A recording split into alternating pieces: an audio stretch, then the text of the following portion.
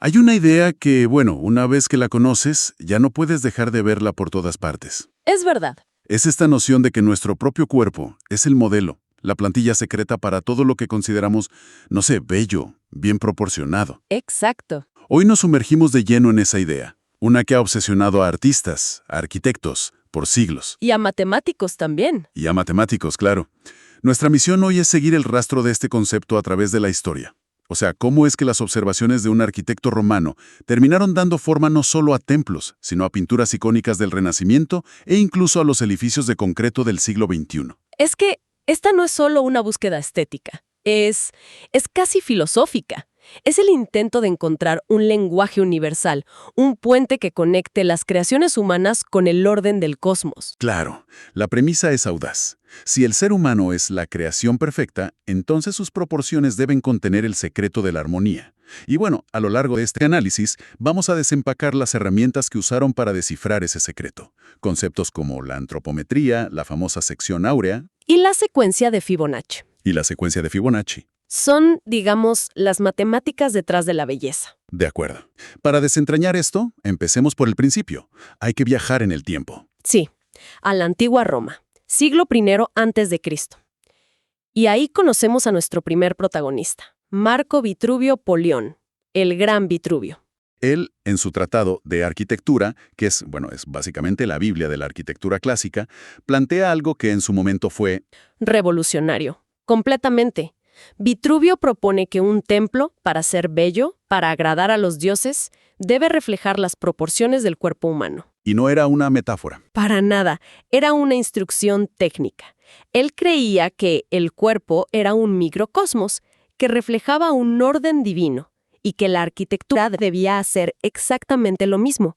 Por eso se tomó el trabajo de codificarlo, de convertir el cuerpo en un sistema de medidas. Y es fascinante cómo lo detalla, no son ideas abstractas, son reglas muy concretas. Sí, muy específicas. Dice, por ejemplo, 4 dedos hacen una palma, 4 palmas hacen un pie, 6 palmas hacen un codo y 4 codos, o sea, 24 palmas, hacen la altura total de un hombre. Para un arquitecto romano, el cuerpo no era solo inspiración, era su cinta métrica. Literalmente. Literalmente. Y de ahí nace el concepto clave de módulo. Para los griegos y romanos la simetría no era arbitraria.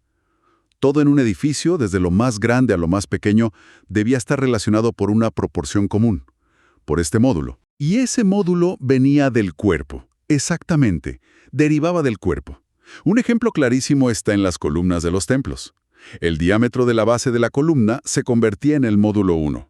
Y a partir de ahí se calculaba todo. La altura podía ser 9 módulos, el espacio entre columnas, el intercolumnio, podía ser de 2 módulos y medio. Todo estaba interconectado. Todo. Creando un ritmo visual unificado, una armonía matemática basada en nosotros mismos. Es increíble pensar en esa coherencia. Pero bueno, estas ideas de Vitruvio, con la caída de Roma, quedan un poco en el olvido, ¿no? Durante siglos. Así es. Y aquí es donde la historia da un giro espectacular. Damos un salto de casi 1500 años. Nada menos. Hasta el Renacimiento italiano, cuando sus textos son redescubiertos y caen en manos de un genio absoluto, Leonardo da Vinci. Y lo que hace Leonardo es extraordinario. Porque fíjate, Vitruvio había descrito sus ideas con palabras, de una forma un tanto seca, muy técnica. La genialidad de Leonardo fue tomar esa descripción y darle vida en una imagen que se convertiría en un ícono de la cultura occidental, el hombre de Vitruvio. Claro. Ese dibujo es mucho más que un estudio de anatomía. Es una poderosa declaración filosófica. Sí, todos lo hemos visto, pero a veces no nos detenemos en lo que realmente significa. Leonardo está diciendo que el hombre es literalmente el centro del universo. Justo, capaz de encajar perfectamente en las dos formas geométricas consideradas más puras, más divinas, el círculo y el cuadrado. Precisamente. Y él lo explica en sus notas. Hay 2 geometrías superpuestas. Primero el círculo, que desde la antigüedad simbolizaba lo divino, lo infinito, el cosmos. Ok. Si el hombre extiende brazos y piernas, se inscribe en un círculo perfecto cuyo centro es el ombligo. El ombligo, el centro vital. Exacto. Y luego está el cuadrado, que representaba lo terrenal, lo estable, lo medible. Con los brazos extendidos en horizontal, la envergadura del hombre es exactamente igual a su altura. Forman un cuadrado perfecto. ¿Y el centro de ese cuadrado? ¿Dónde está? Pues, curiosamente, se ubica en los genitales, el origen de la vida. Leonardo une el cielo y la tierra en la figura humana. Es una síntesis visual increíble. Y uno de los textos que revisamos lo describe como parte de su enfoque globalizador. Él no veía la anatomía como algo separado de la ingeniería o de la botánica. No, para él todo estaba conectado. Para él, los patrones se repetían, las venas de una hoja se parecían a los afluentes de un río, y las proporciones del cuerpo humano debían reflejar las del universo. Y aquí es donde la cosa se pone aún más profunda, matemáticamente hablando. Al superponer esas dos formas, Leonardo codificó en su dibujo quizás sin ser plenamente consciente de todo lo que había detrás, una proporción que parece ser la firma secreta de la naturaleza. ¿A qué te refieres? La relación entre el lado del cuadrado y el radio del círculo en su dibujo se aproxima de una forma asombrosa a la llamada razón áurea. Espera, ¿me estás diciendo que en ese simple dibujo se esconde una especie de código matemático universal?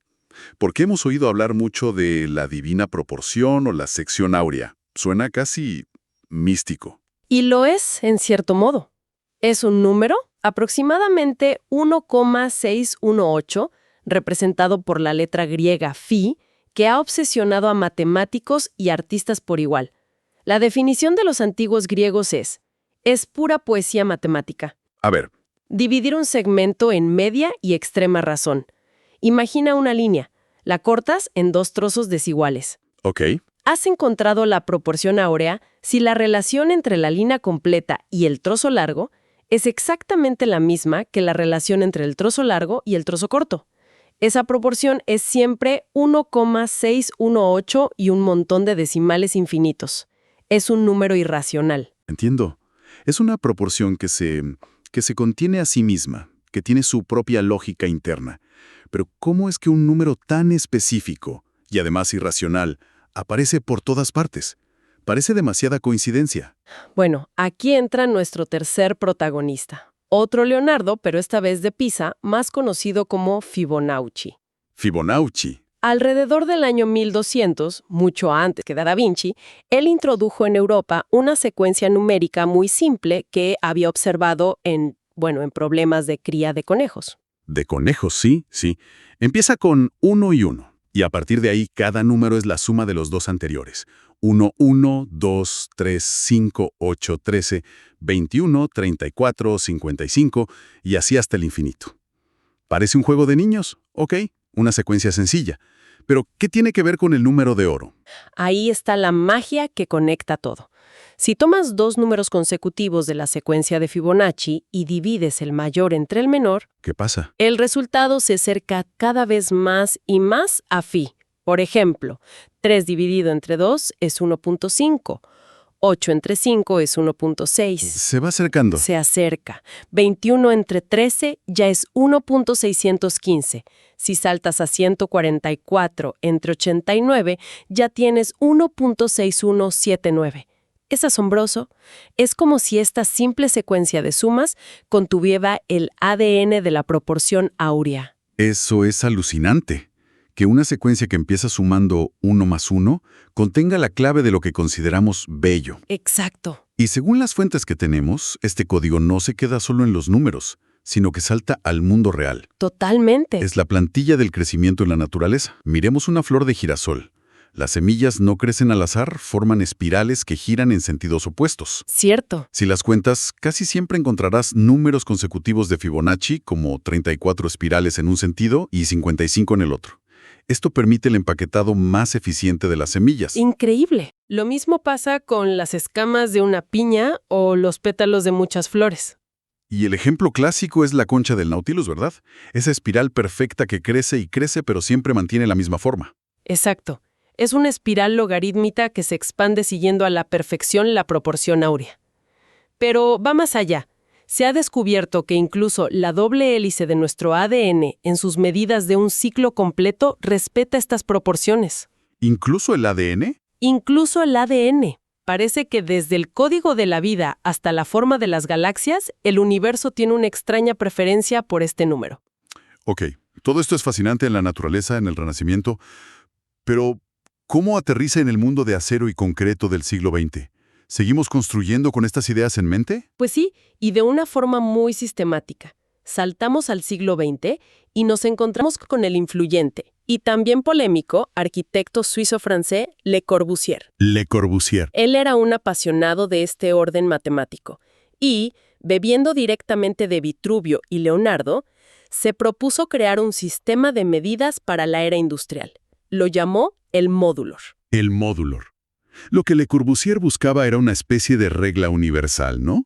Algo que pusiera orden en el caos de la producción en masa. Exacto.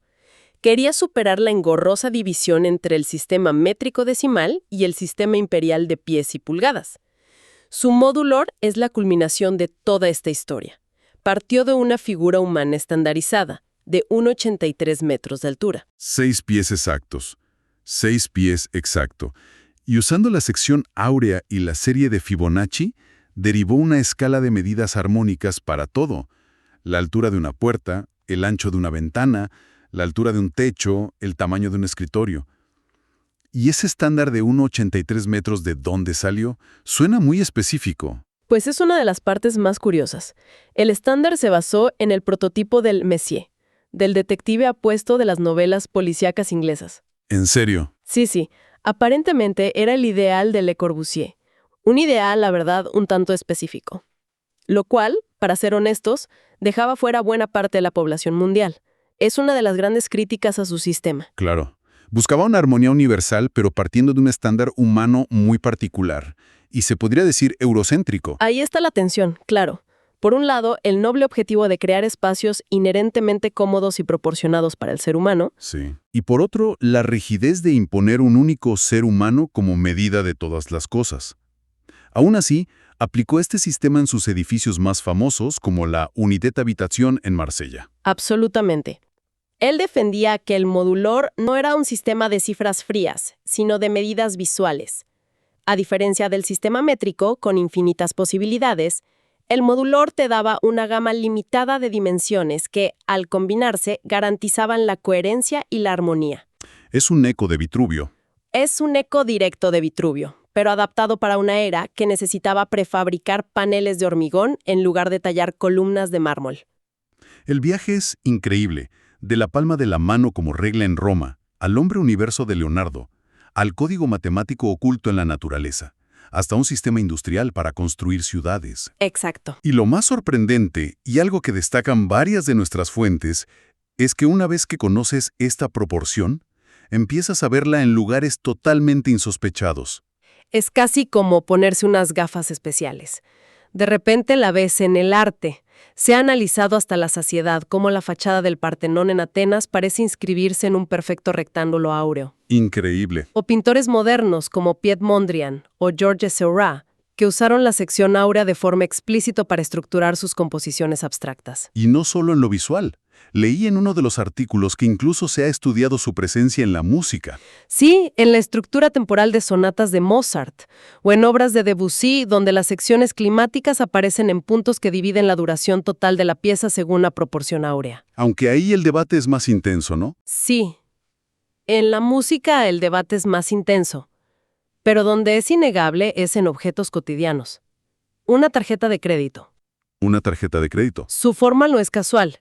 Es un rectángulo áureo. Lo mismo ocurre con postales, televisores de pantalla ancha, incluso el formato de muchos libros. Parece que de forma innata encontramos esa forma particularmente equilibrada y agradable. No es demasiado alargada, no es demasiado cuadrada. Simplemente se siente bien. Y eso nos lleva a la gran pregunta que subyace en todo esto, una pregunta que las propias fuentes plantean.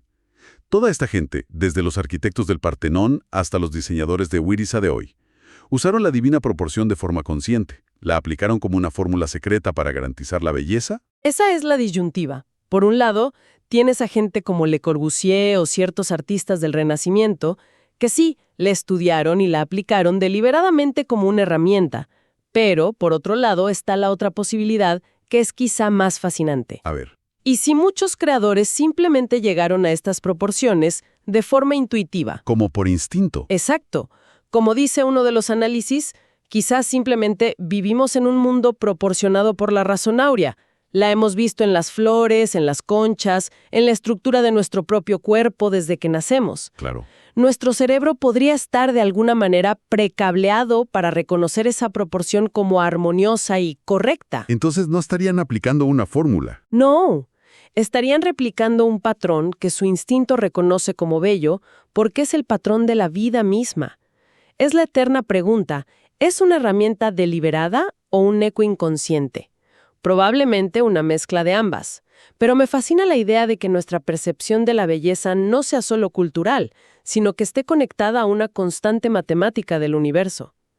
Al final, el hilo conductor de toda esta historia, desde un arquitecto romano midiendo con sus codos, hasta un diseñador gráfico definiendo el tamaño de un logo, es esa búsqueda incesante de un orden, de una armonía. Sí. Una armonía que nos haga sentir que nuestras creaciones pertenecen a este mundo, que no son arbitrarias. Y para ello, hemos vuelto una y otra vez al único modelo que todos compartimos: nosotros mismos. Sin duda, hemos mirado nuestras manos, nuestra altura, la relación entre nuestras partes, buscando un canon, una regla, que nos permita dar una forma coherente y humana al mundo que construimos. Y eso nos deja con una reflexión final para quien nos escucha. Esto plantea una pregunta importante.